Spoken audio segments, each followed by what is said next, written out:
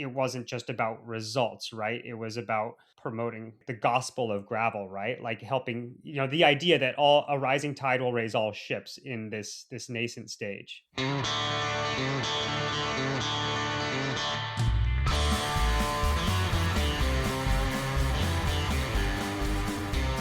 Welcome to Dirt Magic, a podcast chronicling the Sierra Beach Trail Stewardship's mission of building sustainable recreation-based communities through stewardship, job creation, and world-class events, providing quality outdoor experiences through trail construction and maintenance in the Lost Sierra.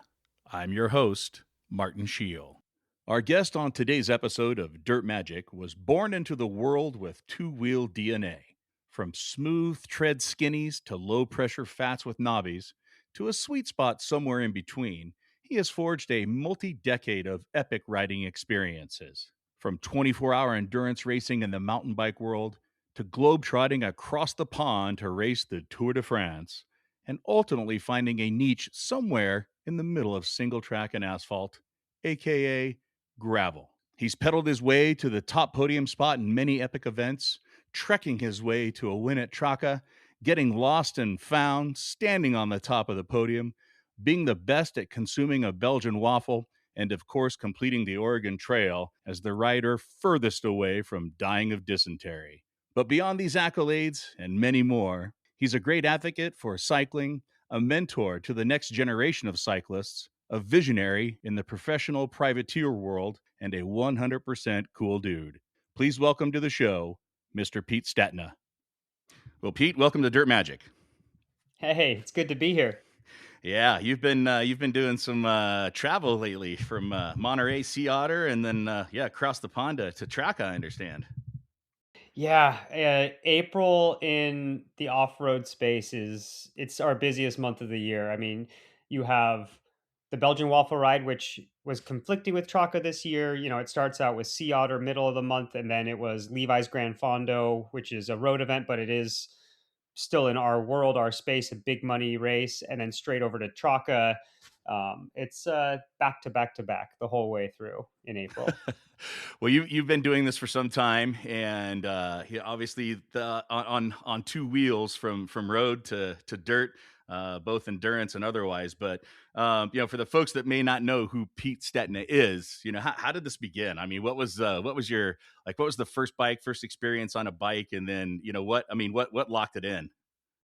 I mean, yeah, my dad and uncle were former pros. They were kind of like the dynamic duo brothers of racing, American road racing in the 70s and 80s. So a lot of people think it was just, overbearing soccer parents and, like it was always meant to be. But my dad was pretty hands off. It was just, it was really, I found the sport on my own through friends. I born and raised in Boulder, Colorado, which is a hotbed of cycling now. And it was just another popular sport. And I, found it via friends, via mountain biking. I was always a mountain biker my whole junior career. And then, just once I did find the sport, I had kind of that family background to rely on, whether it was getting used bikes at cost, because my uncle was a high up at Shimano USA for my entire youth. He's since retired, so you're always able to get parts for cheaper, for example. And my dad,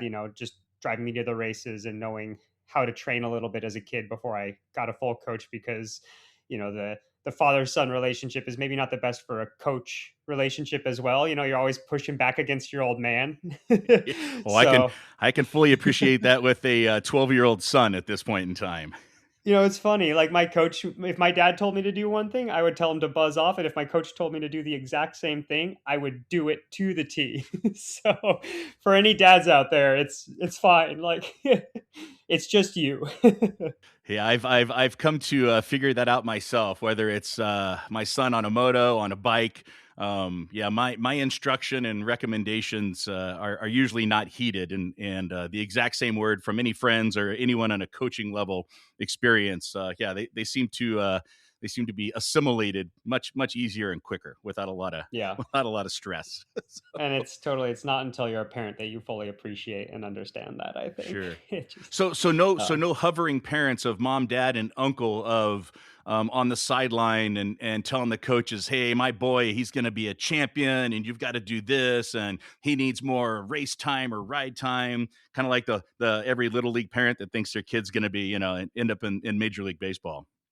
um no, like, hovering on the sidelines to that degree, but also, it was almost like, and I'll say it, it's just a matter of fact, but, I definitely had a bit of a golden spoon too, because my family had this cycling name, right? Like, Stetina and cycling was so synonymous that it was like, oh, here's the next generation. So there was already um, attention on me, even if it wasn't my parents like kind of hovering, like, oh, you need to sign this kid. It was like, um, the Stetina name meant something, in the early aughts in the U.S. So Well, obviously the yeah, DNA was there. So I mean, anybody worth their weight in, exactly. in salt with coaching would have to think, hey, this boy, we got to keep an eye on him because if he can Yeah, I follow, would if he think can so. follow his family's DNA here, he could do something. Exactly. It's so yeah, once I found the sport, my parents, they do the normal thing, drive me to races and stuff, drive me to mountain bike races as a kid, drive to national championships. And I quickly fell into the what is now the EF Education First World Tour team. It started out in Colorado in 2003 as a junior under 23 team. And I was 16-year-old punk who, Jonathan Vaughters had six riders, three juniors and three under 23s. Two of those juniors were myself and Alex Howes, so that was kind of a cool grassroots story where, you took these two little Groms from Colorado and you grew them in house all the way to the world tour.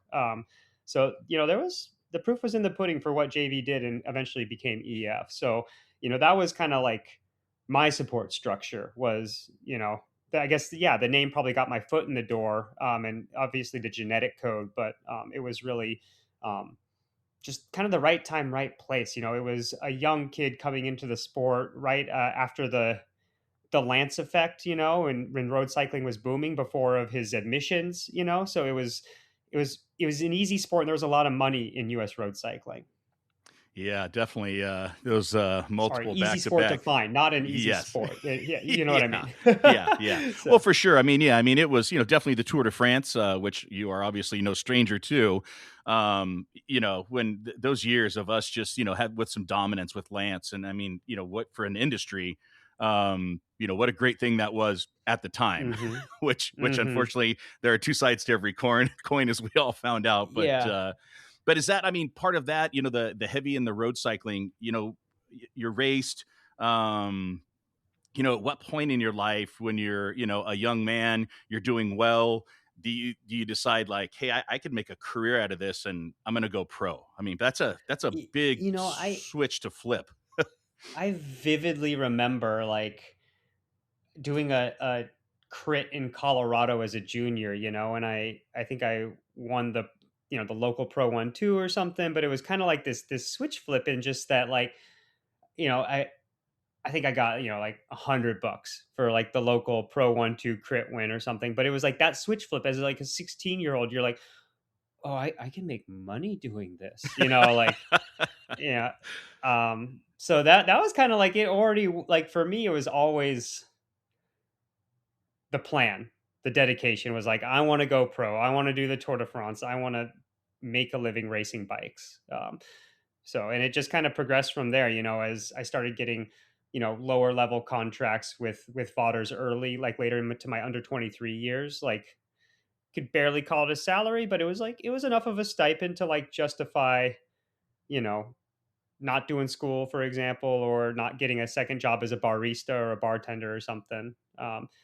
And then once I kind of really hit like the final years of my under 23 years and like was really racing pro domestically and in that feeder program with the expectation that I would go to the world tours, when I really started signing, true deals. Um, And I mean, the road world, for the long time, obviously. I mean, mountain biking was still really coming into its own, becoming ever more popular. The technology was gaining ground, but still those early days, early years, the roadies, that's where the money was. I mean, it was on TV. I mean, it Yeah. was the Tour de France, and then any other ancillary road race. Especially obviously in Europe. Here in America, it was we get the main points. It's like, oh, it's the Tour, Yeah. the Tour de France. But I mean, striving to go to the tour, which you did, and that's, I mean, pretty impressive in and of itself. Oh, thanks. Yep, right. To ride that event and kind of the Grand Master, even though I know there's probably a lot more fun and harder races out there, which is hard to say Yeah. about a nearly a month long race. But when gravel came around, how did that even happen? I mean, obviously you did some endurance mountain bike racing as well. I mean, going back like some of the 24-hour races. Yeah, actually my first like proper race as a junior was at the 24 Hours of Moab with like a Colorado junior team doing the relay. Um that was, yeah, Granny Gear Productions, 24 Hours of Moab. Like that's just, oh, it still has my heart. I wish they would bring it back. I'd sign up in a heartbeat.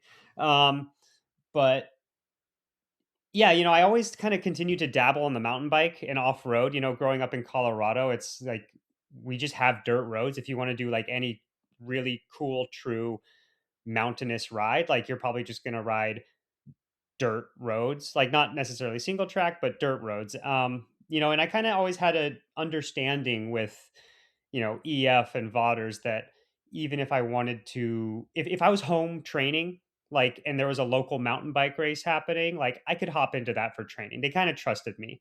So I always continued to, touch dirt, so to speak. And when I moved out to Northern California, where I'm based now, as I turned world tour. So I moved out here in 2010, 2011. Um, I started hopping into these things for training called the grasshoppers, and like these events predated the term gravel, right? They were just adventure rides. He couldn't even call it a race. But it was, you know, half pavement, half dirt road, logging road, single track, creek crossing on, road bikes with clincher tires, fully underbiking it. And it was fun. And it was just like a welcome reprieve and a good day out on the bike. Um, and it wasn't really until 2019, as I was kind of phasing out of my world tour tenure, and this has been talked at ad nauseum. We don't need to dive into it, but becoming disillusioned after a decade in the world tour of the game and the rat race and how it felt. Looking for new adventures. A friend basically was like, "Hey, Pete, you got to try this thing called the Belgian Waffle ride in San Diego. It's like a grasshopper on steroids." And so I convinced Trek and my team at the time. I was on Trek Segafredo at that point.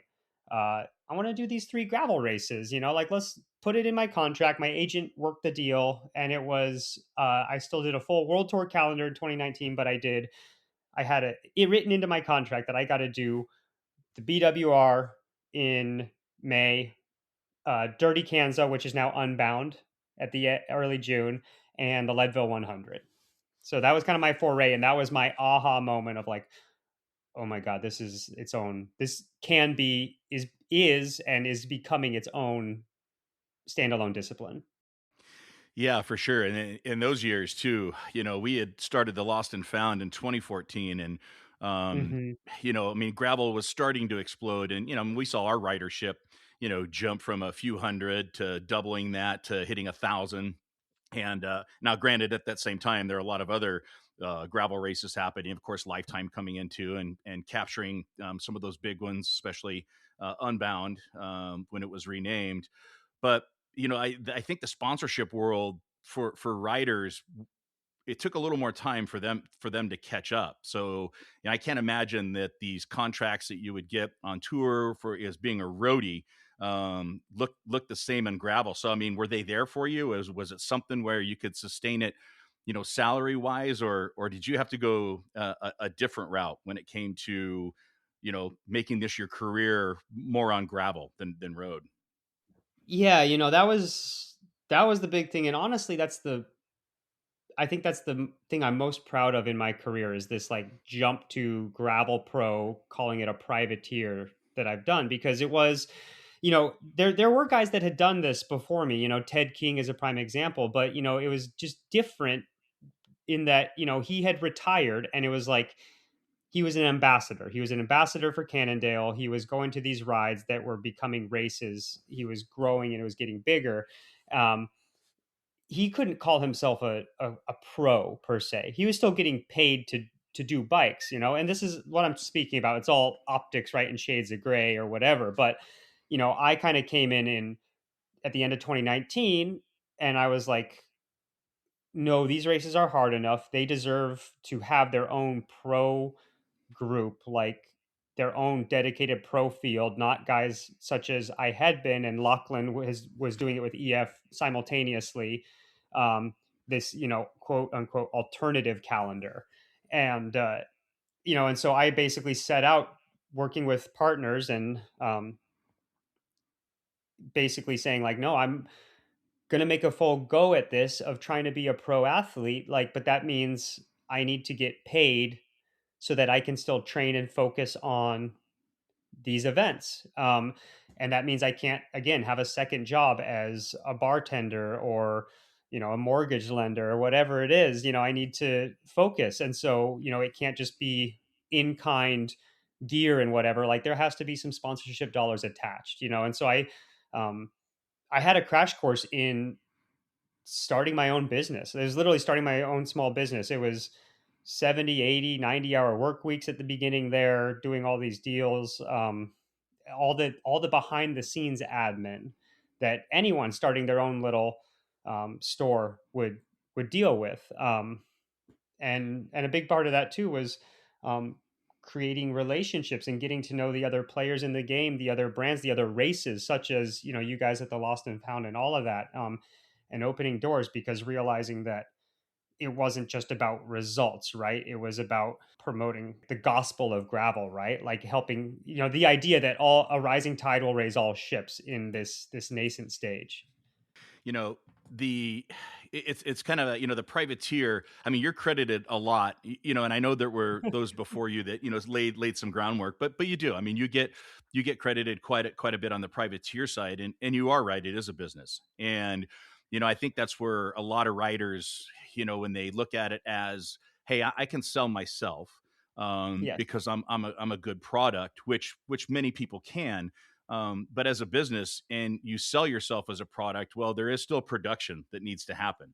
And Hmm. not only can you sell it, but you have to produce. And that's got to be, one of those things that great relationships, good conversations with people. But now I have to go race, because Yeah. now there's some names attached to me that want me to perform. And there are metrics. I mean, down to brass tacks, sponsors and companies, Yes. organizations, especially the marketing bean counters. It's metrics. How many impressions? Where are you? Are in the podium? How much media is going to be there? And I imagine that's a lot to deal with, as a privateer.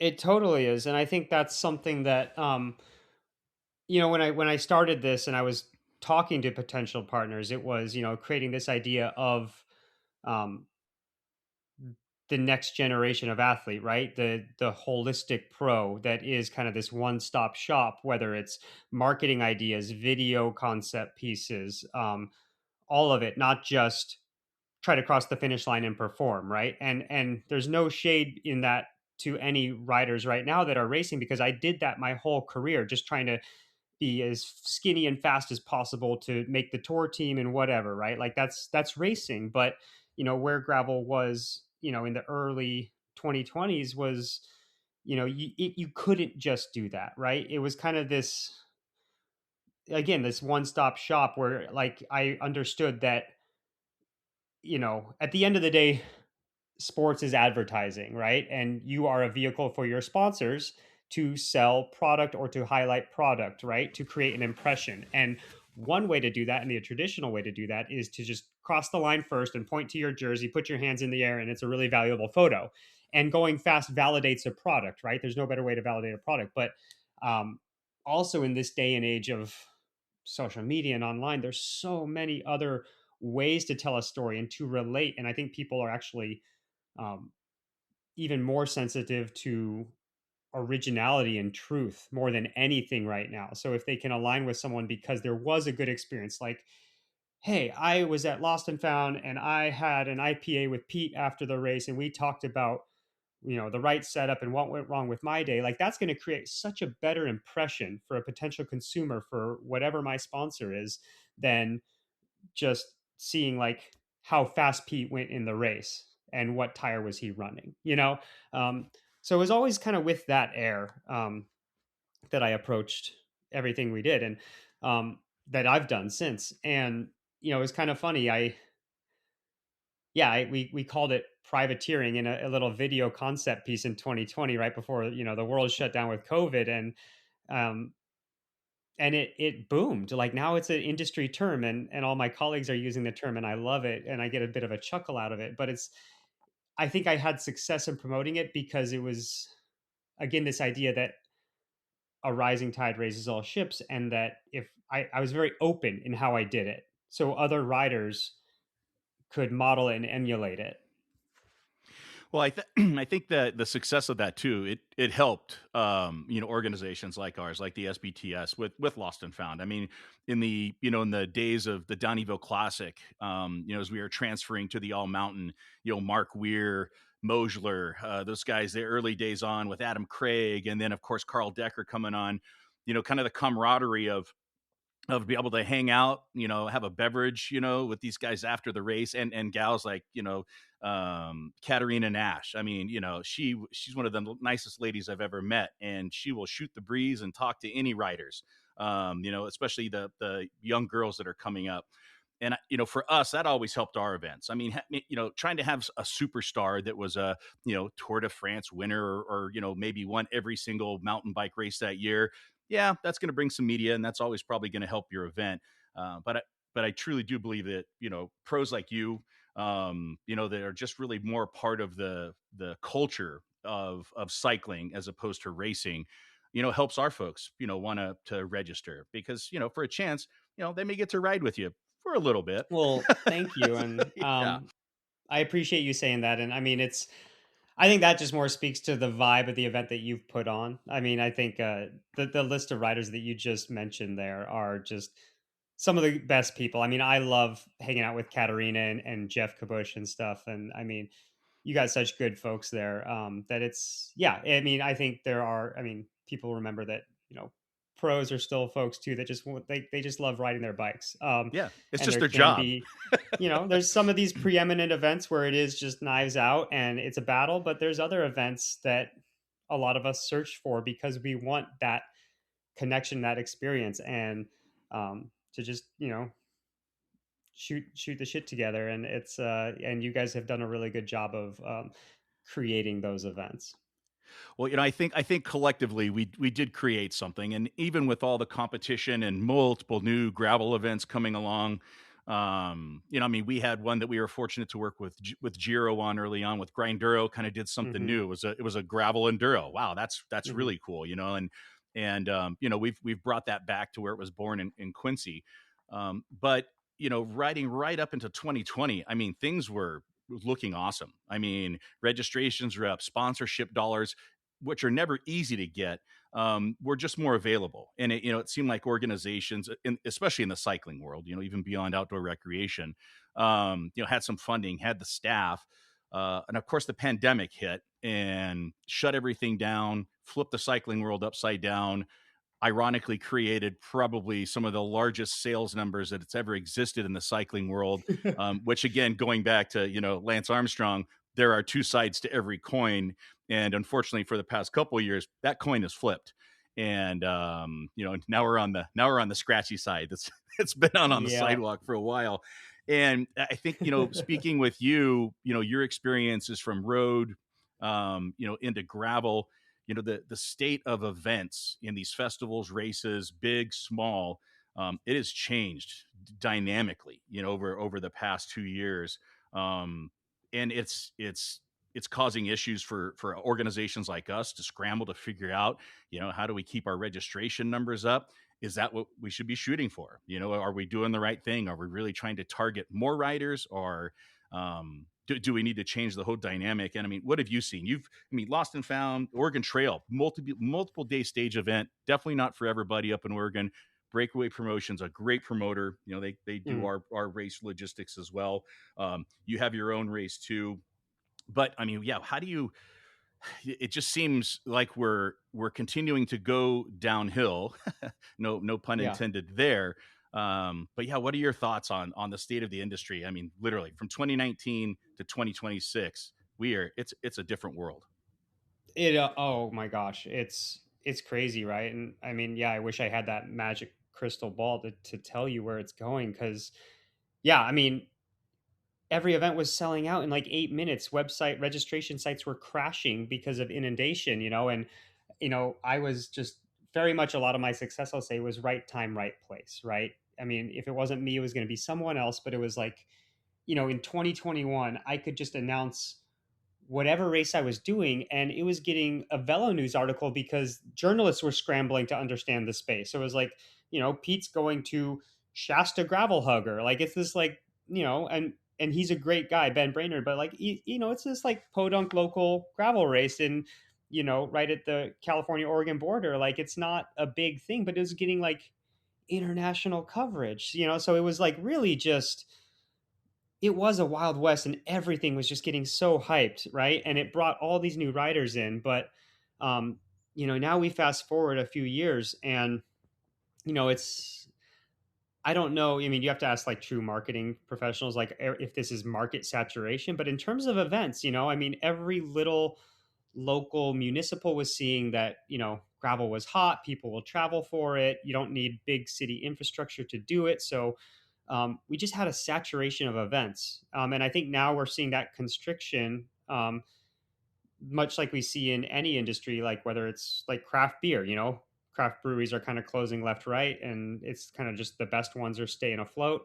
Um, and I think that's happening with events, there's definitely a tightening of the belt. And I wish there was like a template, but I'm realizing that there isn't, because every event is so different. It's about understanding your specific clientele and the angle to go with it, because like, for example, let's take Chad Sperry, for example, our good friend at Oregon Trail, right? Like, the Oregon Trail is a behemoth of an event to put on. And, for a few years, he wasn't selling it out, even though he was capping it at like, I want to say 300-esque, 400-esque riders, because it's like a week of camping and point to point racing.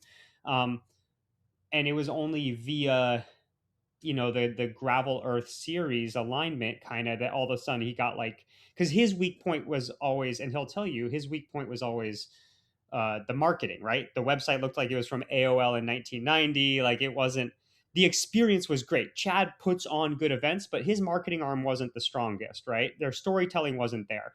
So once he aligned with Gravel Earth series, which is pretty flashy, they have a bunch of good storytelling, the epic drone shots, the slow mo videos.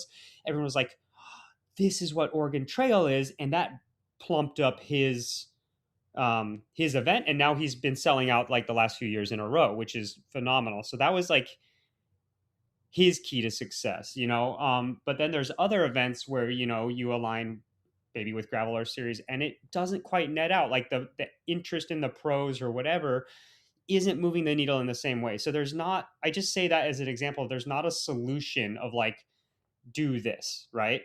um there is, and so there's multiple ways, right? Like, how do you attract clientele, right? Like, is it, one way is, and I view this as a pro racer, a symbiotic relationship, right? Like, races need good level names because, we get media attention, we bring media and awareness and have a follower count, blah blah blah.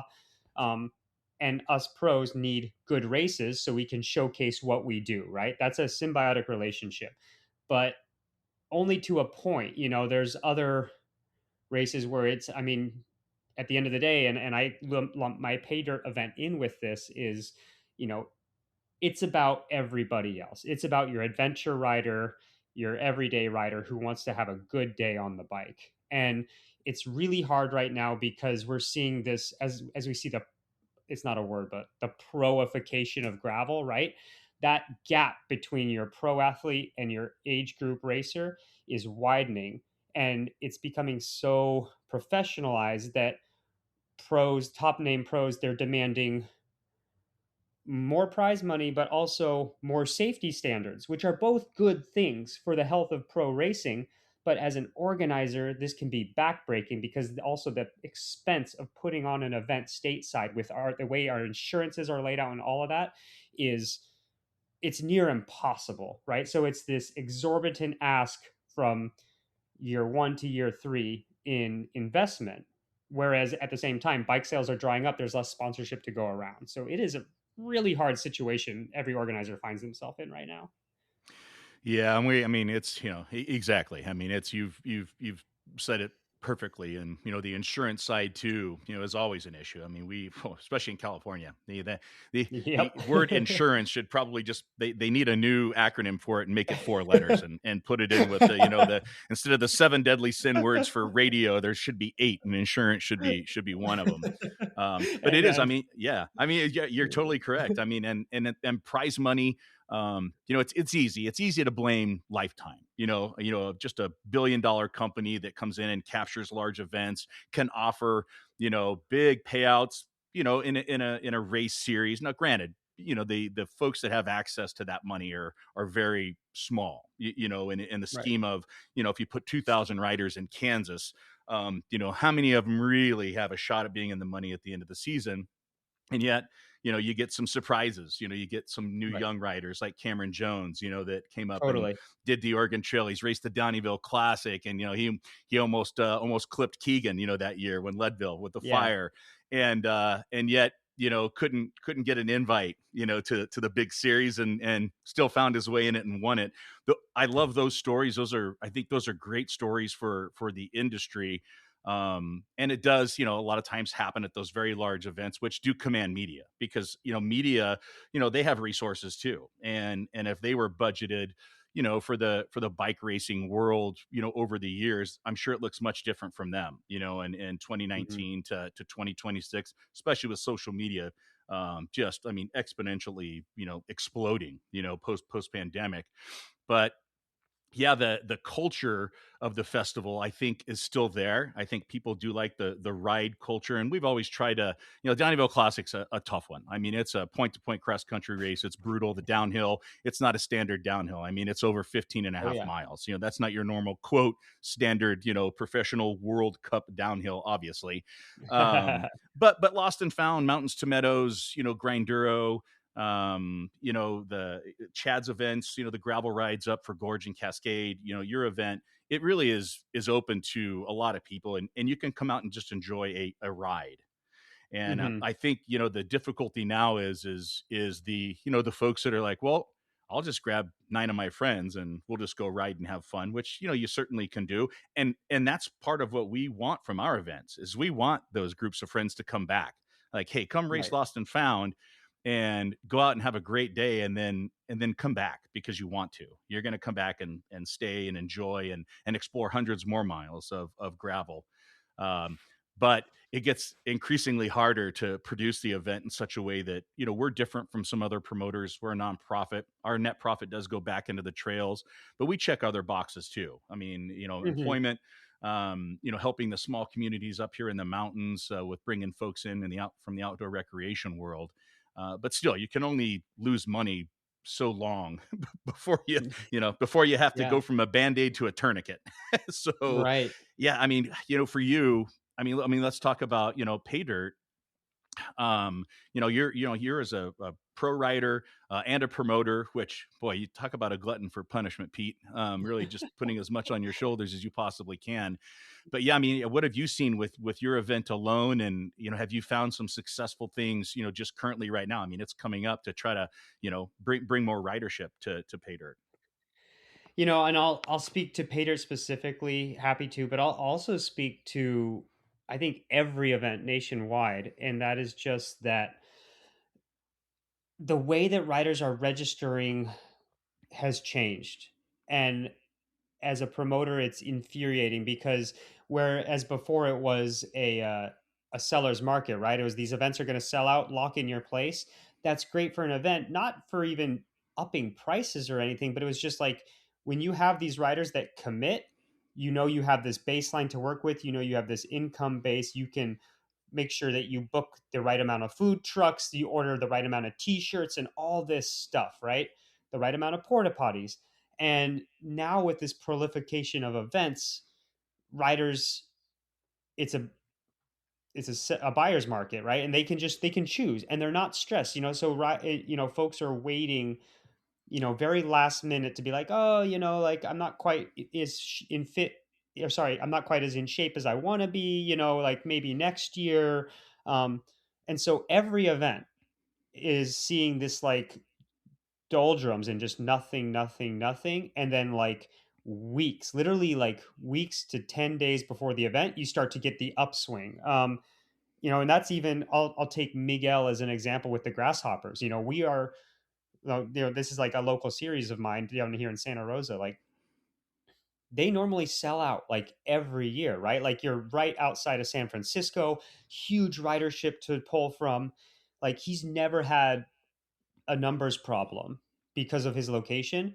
This is the first year where it's like, you can kind of sense like a little bit of panic in the emails. And then the week of, all of a sudden, even the night before, oh, we hit our cap, right? Like, cool. Like, but it's literally the last minute. And in pay dirt, we're in that boat right now. We felt it for the first time last year, but I mean, I'll be honest, I've been super pessimistic on like, does this even make sense for the race to go forward? People tell me to my face that it's one of their favorite events of the year, that what we're doing is special, that it's, you know, there's a lot of pride in, the Reno Carson area, because I part time I'm not going to pretend to be a local. I part time for all my mountain training in Tahoe, but it's really not even about my event anymore. It's the local communities, like the high school teams. They all come out for it. They're super proud of it, but the numbers were so low that I'm like, this this isn't worth it. Like it's just like it's not resonating. And just this week, we're talking 2 weeks out, all of a sudden we're seeing boom, boom, boom. The registration ticker is just on a constant cycle. So we're actually looking good right now that I think as of this morning, we're to last year's numbers and there's still a week to go. So I think we actually might see an upswing. I'm optimistic, but it's very much like stressful and impossible to plan for. I mean, we're going to have, 20, 30 riders deciding 24 hours before the event to sign up, which is great. We have a spot for you, but it's brutal. And I think this is what you guys are going to see at Lost and Found and everything. It's going to be folks being like, oh yeah, the weather's looking really good. That's another thing, right? The weather forecast, and it's looking good. Like this is like the opening kind of summer camping that I want to do. Like let's rally the troops, let's find a camp spot. But it's so hard as an organizer. Well, definitely, and I do remember the days, especially with early days of Dinyville Classic when we still had the downhill. You could race the downhill by Yeah. itself. We only had 200 slots. It would sell out in 60 seconds. And Yep. yeah, I mean the servers would crash, for whatever sign up platform we had back then. And certainly, it would be great, to be able to wait 2 weeks before a Metallica concert date at the Sphere in Vegas, because I don't know if I'm going to be able to travel. How much is airfare going to be? What's my schedule look like? Which is certainly not the case, with a concert, arena like that. But here we are, Lost and Found, same thing. Looking at hopefully, capturing, a significant amount of registered riders here in the next month. But some of the festival items that we've offered, you always try to do the shirt, a pint glass, some socks. You're trying to add amenities to, make, hey, it's a festival. You're going to walk away with some cool swag, stuff you can actually use. It's not just, junk. But again, those are items that unfortunately get ordered and paid for months before the close of registration. And, 100 of any one of those items is a significant amount of money, that if it doesn't get Yep. used, even if you create evergreen items, it's still for the folks that come back again, to your race each year. You always want to give them something cool and new and different, and you can't give them the same pair of socks or same pint glass or t-shirt, or even jersey as the year before. But I mean, do you think that dynamic's going to change? Do you think it's going to be, hey, let's move away from some of those items that do cost promoters a significant amount of money, especially when not used? for more Yeah, experiential. And I don't even know how to go down the experiential path, being out on course with riders. But yeah, I mean, I where do you can think we're headed? say it's got to be the day of experience. It's not the souvenir for me. I mean, that's not why I sign up for an event, like for a finisher's medal. Like, I have so many event belt buckles. I don't care, um, and it's just things that cost money. And this is something that I talk ad nauseum about with Carlos at Bike Monkey, who's the promoter of, he co-owns with me Pater, but also Levi's Grand Fondo, Rebecca's Private Idaho. And, they're pretty vehement and or adamant that we provide an awesome rider meal. Like there's always a good couple food truck options or a cater or something. Like post race food is kind of a non-negotiable. And he it's almost like they've, I don't know if backed themselves into a corner is the right word, but it's like, it's people come to expect this level of quality and care at a Bike Monkey event. And I will say at a lot of these Midwest gravel events, Unbound, Mid South or whatever, like there's no post race rider meal. Like you're downtown, like you're just expected to go and find a food truck or find a restaurant and source your own grub. And and this is something we talk about. Like, should we cut out the rider meal? Um, Maybe it's not even being used by everybody. People have their own food in their van. Blah blah blah. So it's really a case by case basis. And I think the poll would be interesting. I would say you guys work that into your post race poll and like, is this important to you, or would you rather just have $20 off your reg? And for me, it's like the experience on the day, right? Like I want a cool race, the actual riding part of something I want to come back to, whether it's a sweet on course activation or something that's super memorable. I think that's what's pulling more. Yeah, and it's the food is definitely one of them, and we've had discussions as well as even with entertainment, and we've seen changes. We've done it at Lost and Found. Our band used to start at 8 p.m. like Donnyville Classic. Yep. Um, Much different event than the Donnyville Yeah. Classic and the Yeah. party atmosphere on that Saturday night. Even though there are still now 450 downhillers that still have to wake up early. Well, some of them get to wake up a little later than others. Yeah. But we pushed that live band up to 6 p.m. because folks that are broken off that rode 60 miles for the first time or the 100 milers, they're Totally. by 8 p.m. they're ready to be horizontal and kicking back, Yep. around a Yep. campfire or shooting the breeze with their friends and family. But we saw at Grinduro that had one of our favorite big bands on the Saturday night, and the participation it was just not there. More people were interested sitting around a campfire. And Yeah. there, instead of a large band on stage, you got a one-man band with an acoustic guitar playing around a Yeah. campfire. And people are really digging that. Those type of things we've had to take a serious look at. And when you want to pull back and do something different, that conversation is always, well, are we, quote, dumbing down the event? Are we pulling something Yeah. back that people expect? Like you said, like the racer meal. And it's about $20 a head. Is it? And that is a question that we're going to have to ask. And I think our caterer does a good job at Lost and Found. But yeah, how important is that $20 plate of Yeah. food when we would like folks to go to downtown Portola and eat? If there's restaurants there to their liking. But then that takes them off campus, in the event area, Yeah. and folks, they like to stay. So I wish I had the magic bullet for Yeah. the solution too. I mean, we're currently working on all those scenarios, but Totally. One the thing that's really interesting that Carlos pulled off with Levi's this year, and that I saw BWR do, I think it was when they used to have their Kansas event. Um, but it was almost like working with the local tourism board and the local restaurants. Is like, instead of having a caterer there or a food truck, it was literally like a special voucher that was good at any number of these local participating restaurants. So it's like, whatever it is, it's your Italian spot, it's your sub shop, it's your Mexican joint in Portola. If riders could take their meal ticket in and be like, this is the rider meal for, like, you're basically giving these local business, and a guaranteed meal, right? And they just like expense it back to you. It's, good for $10 off this burrito or this plate of pasta or whatever. But riders have auxiliary folks with them. They're going to eat at the same place, so at least you're guaranteeing like income to the local businesses and the local restaurants.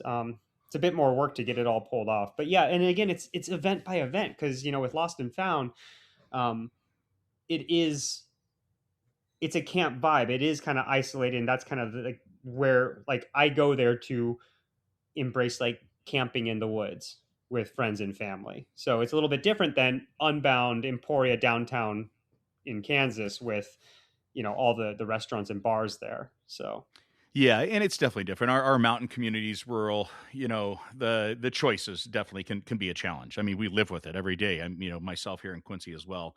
But involving the community is always, that's one of the boxes that we want to check, that we have to check through our organizations, because we want to be partners to the community. Because all of our staff, I mean, for the most part, with the exception of a few of our trail crew members, I mean, we live here. This is our home.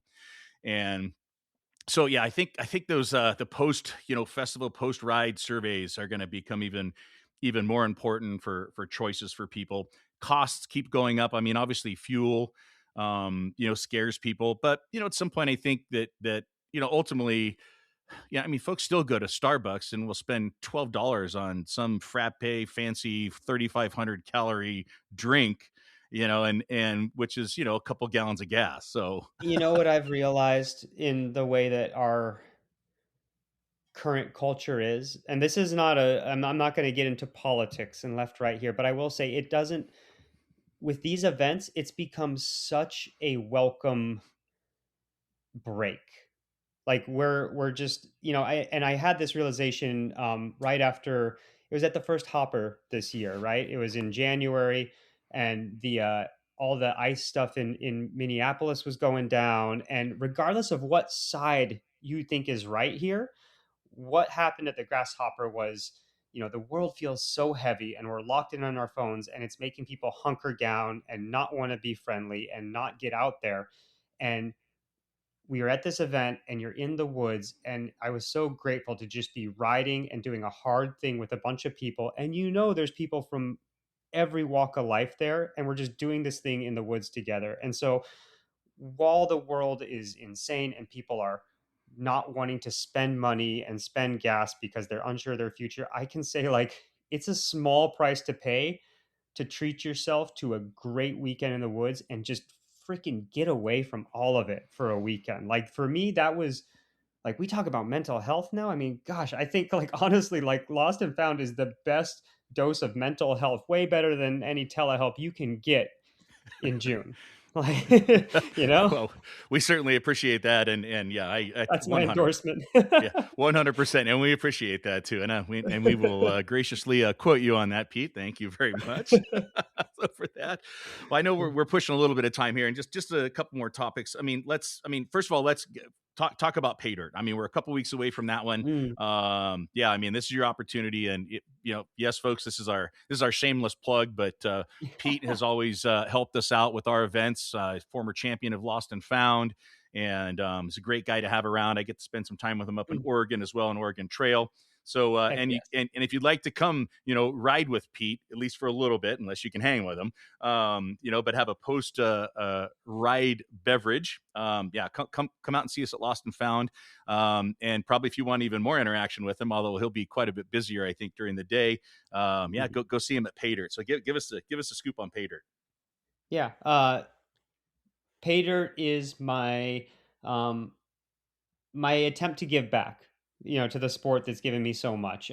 We basically created an event that was what I envisioned my best day on two wheels. I've, make sure to focus on the things that I love the most, right? A experiential course, fun outside activations, on course activations, whether it's hot dog stops or Vista photo shoot overlooks, and everything in between. Totally loaded aid stations, uh, good coffee, good beer, all of it, it's we've created the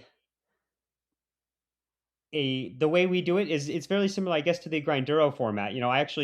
I did not know how Grinduro has done it in the past. Like I've never done a Grinduro, but it was what made sense to me is how we ride, right? It was, we use these time segments is and when we're riding with friends, you'll rip a climb or a trail or a descent, and then you regroup, you high five, you talk some smack, you roll on to the next point that you're going to throw down again.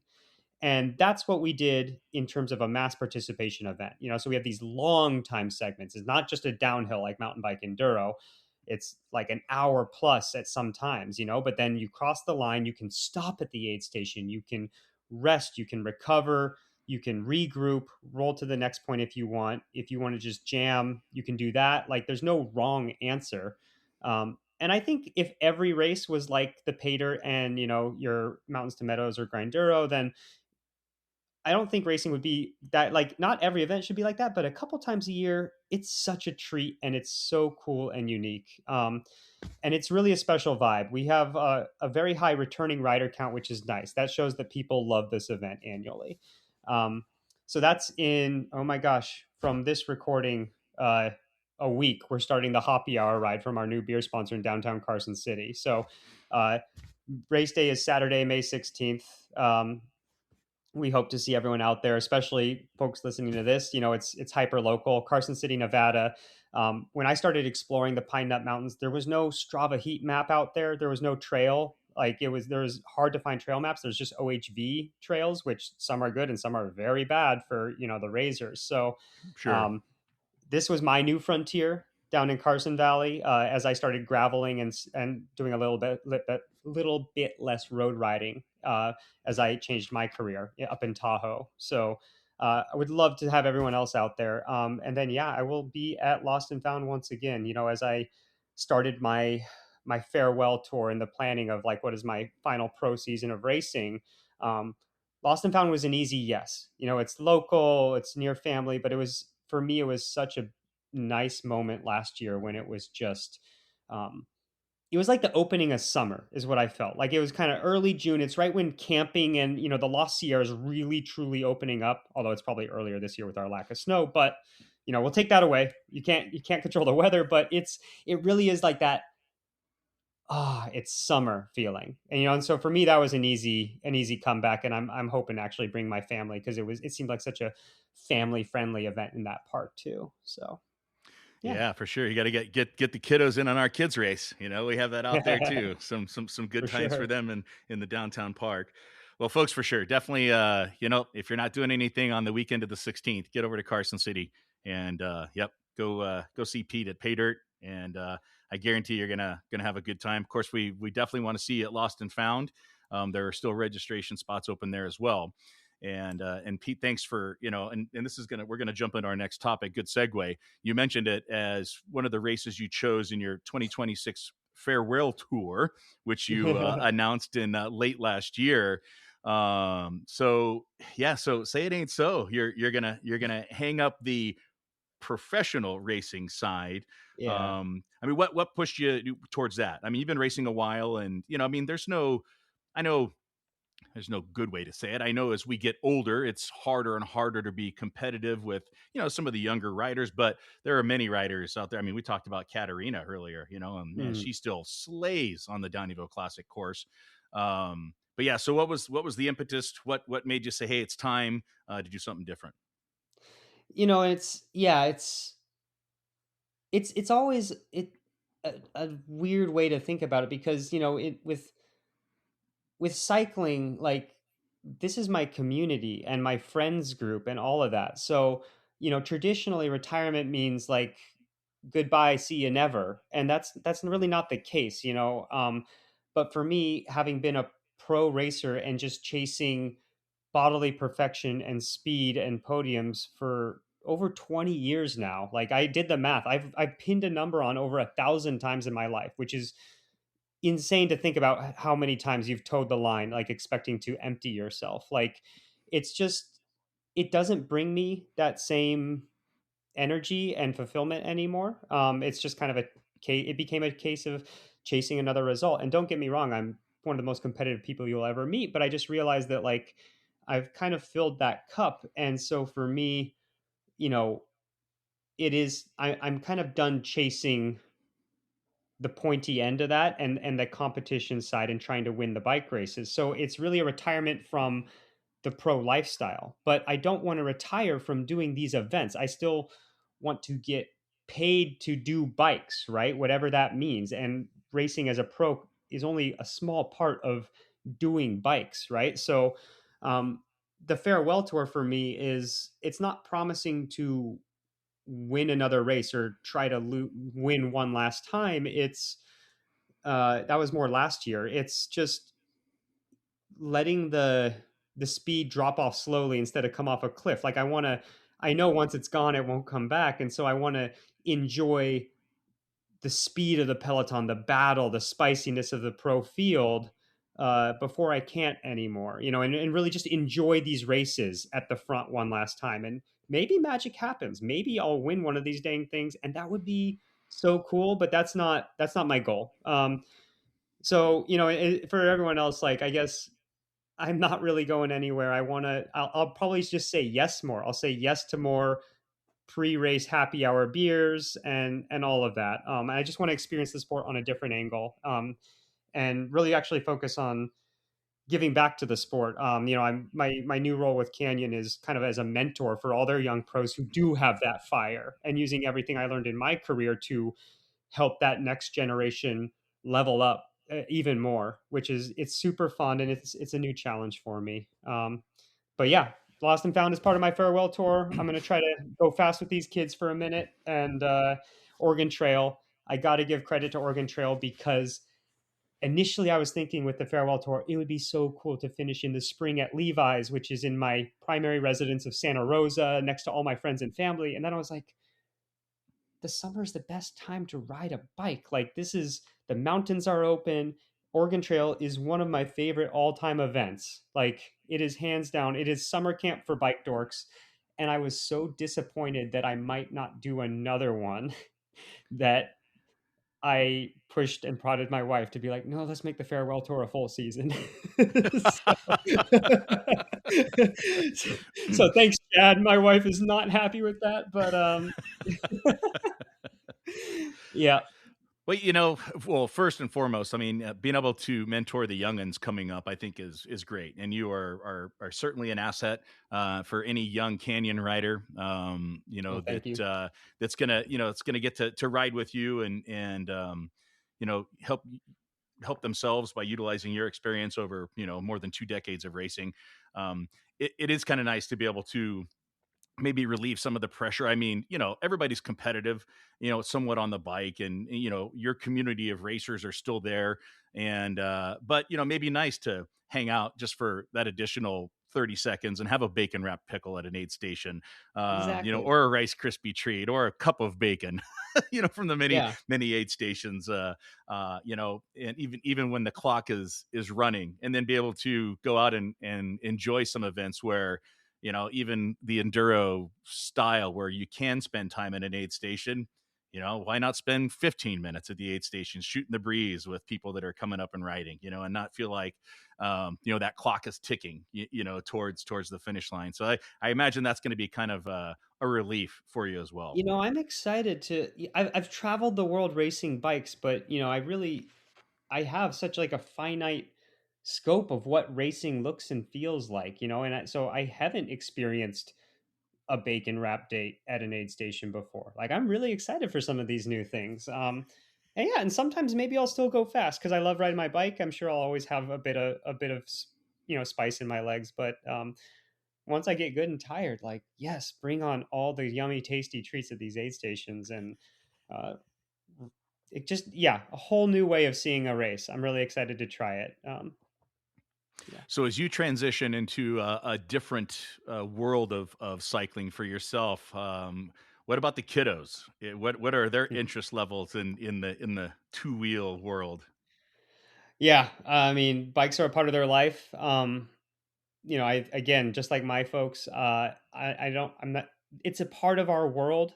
Like a bike race is on TV, and it's just normal in our household. But um, I'm not going to push them into the sport. My kids they're almost 4. So twins. I have twin boy girl, almost 4 years old. Very different personalities. Uh, the boy is gifted on the Strider bike. Like he's got the balance stuff down. Like he's got the push. My little daughter is you can see she's an athlete. Like the way she yells, you're like, oh my god, this girl has lungs that are like the size of a husky. But I don't know if she has that competitive itch yet. We'll see. But you know what? It's just if they find it, I'm there for them, and if they don't, that's also great because I know how hard this sport is. I would never. Um, I gotta say, as much as this sport has given me, it's also taken a lot. And I've been on the bad side of some bad accidents. My dad has a traumatic brain injury from a car bike collision. It's a dangerous sport too. So I would never consciously push my kid into the sport. I have to say, but we're always going to enjoy bikes. Yeah, I mean the technology of human physiology, has definitely made stronger, faster athletes over the decades, but it's also exponentially done that with the technology that we actually ride on, and Hmm. and that's where you don't realize that literally for many racers, they could be going nearly twice as fast as any racer did 50 years ago. But the human body, when it hits pavement or dirt, um, it still reacts the same as 50 years ago. So Exactly. Exactly. nothing's changed on that one. Well, Pete, you know what? We've taken an hour of your time here. Greatly appreciate you joining us from your busy schedule, especially with your travel. And yeah, I know you just got back from across the pond. Um, Mm. be looking forward to see you next month up here in the Sierra Nevadas. It'll be good to see you there at Lost and Found. And yeah, just final thoughts. Yeah, here it is, the Farewell Tour, Dirt Magic Podcast. Pete Stetina. Thank you very much. I appreciate you guys having me. You've been listening to Dirt Magic, the podcast, brought to you by the good people of the Sierra Buttes Trail Stewardship. For future and past shows, visit dirtmagicpodcast.com or search for us on your favorite listening platform. Music by The Saddle Tramps. To learn more about supporting the SBTS and upcoming events, visit sierratrails.org. I'm Martin Scheel, and I'll see you out on the trails. Thanks again for listening.